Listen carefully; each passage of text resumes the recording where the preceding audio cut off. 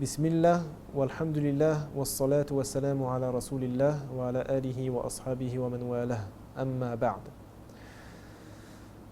Les choses préférables d'accomplir lors de ces ablutions ont été rappelées par les savants de l'islam.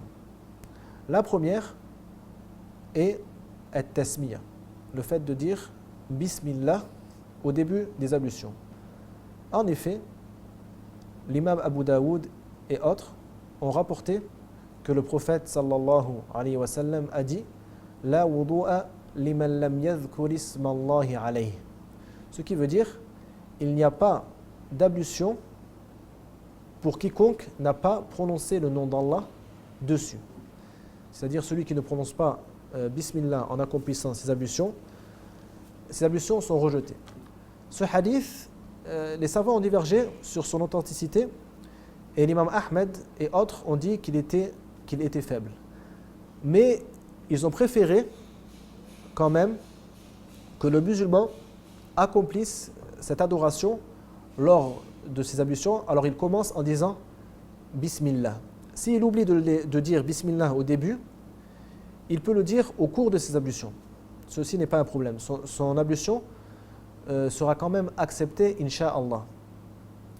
Certains savants, cependant, voient que ce hadith est authentique. Parmi eux, l'imam Ibn Kathir, rahimahullah, il voit que ce hadith est hasan, c'est-à-dire qu'il est bon, et donc on peut œuvrer avec ce hadith sans aucun problème. La deuxième chose préférable lorsqu'on accomplit ces ablutions est le fait de se laver les deux mains avant de commencer à se laver la bouche et le nez. Donc il faut se laver les deux mains, du bout des doigts jusqu'au poignet. Ensuite, la troisième chose préférable est le fait de se laver la bouche et le nez. Les savants ont divergé. Est-ce que cela est une obligation ou est-ce que c'est seulement préférable? La plupart des savants voient que c'est seulement préférable. Cependant, le prophète sallallahu alayhi wa sallam a dit dans un hadith authentique à Laqit ibn Sabira, il lui a dit إِذَا تَوَضَّأْتَ فَمَضْمِضْ وَبَالِغْ فِي الْإِسْتِنْشَاقِ إِلَّا أَن تَكُونَ صَائِمًا. Ce qui veut dire, lorsque tu accomplis tes ablutions, alors lave-toi la bouche et exagère dans le lavage du nez, sauf si tu es en état de jeûne. Pourquoi? Afin qu'il n'y ait pas d'eau qui rentre dans sa gorge et qui ainsi casserait son jeûne s'il fait exprès de faire arriver de l'eau dans sa gorge. Ce hadith indique l'obligation du lavage de bouche et du lavage de nez. Donc, il est fortement recommandé aux musulmans de ne jamais délaisser le lavage de bouche et le lavage de nez avant de se laver le visage.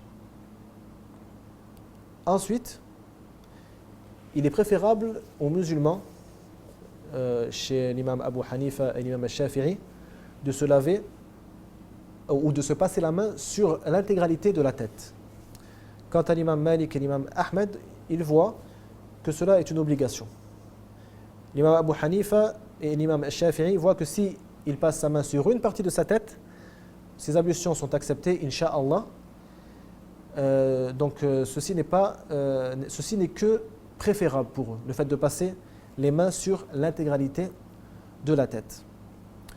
Ensuite, parmi les choses préférables à accomplir lorsque on fait ces ablutions, le fait de se passer les mains, après s'être passé les mains sur la tête, le fait de se passer les mains mouillées sur les oreilles. Il faut passer les mains mouillées sur les oreilles en passant les pouces derrière les oreilles et les index à l'intérieur de l'oreille. Si, après avoir passé les mains sur la tête, il ne reste plus d'eau sur les mains ont été séchées par les cheveux par exemple, il est autorisé de remettre de l'eau sur ses mains.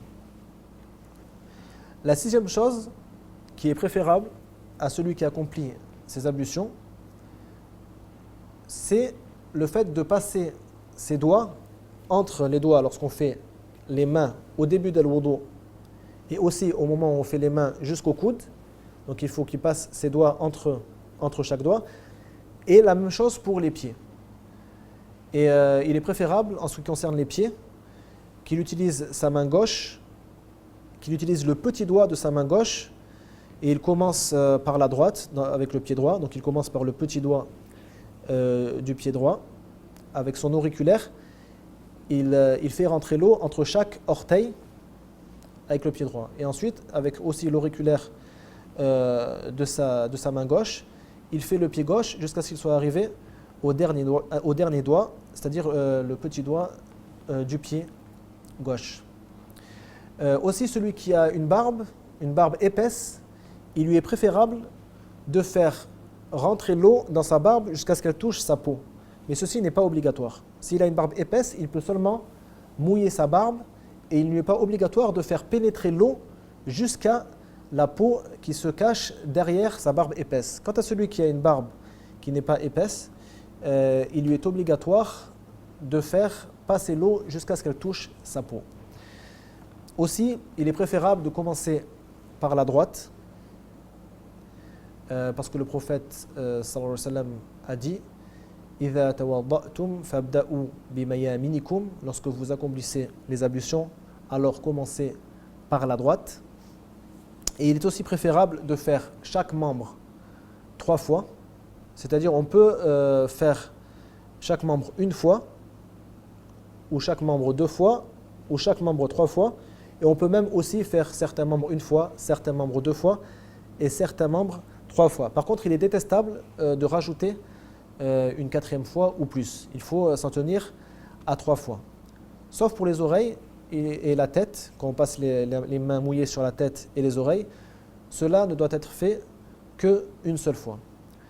Et la dernière chose préférable lorsqu'on accomplit ces ablutions est le fait que ce soit fait en un temps qui ne permet pas aux membres de sécher. Par exemple, il ne doit pas laver son visage et ensuite attendre un moment avant de commencer à laver ses mains jusqu'au coude. Il doit faire ça de suite. Il ne doit pas laisser de temps entre chaque action de al-wudu, des ablutions. Wallahu